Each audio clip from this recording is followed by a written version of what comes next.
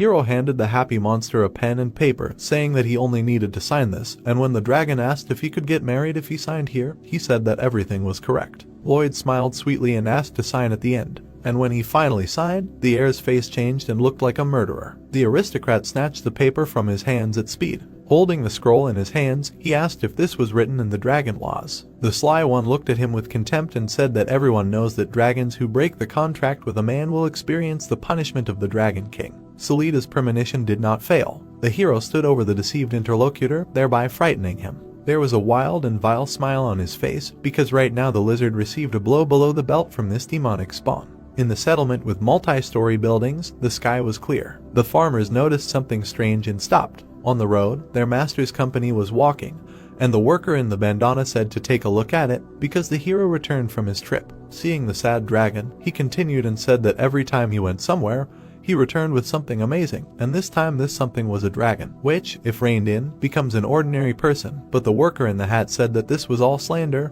and laughed with his comrade. Then Lloyd smiled and thought about what he meant by the waste incinerator. Continuing to walk with an incredibly cunning smile, he thought about what he meant by the dragon and his goal was achieved. Smoke spread around the room. Solida stood there looking sad, and then Corgidus asked if this young man was really a dragon. Lloyd pointed at the guy and said that everything was correct and said that the steam was coming from his breath, and the red-haired man immediately called them scammers. The dwarf looked at him with indifference and asked if he was really that bad at cutting, to which he said that everything was really so. The heir with a soft smile took out the contract and said that according to the terms of the contract, Corgidus would teach Solida the art of cutting stones. After imagining how the dragon burns dung heaps, he said that he would burn all the waste in the treatment facilities. Then the red-haired man gritted his teeth and looked away, thinking that he was still a dragon and it was not appropriate for him to clean up human feces. But then the hero surprised him greatly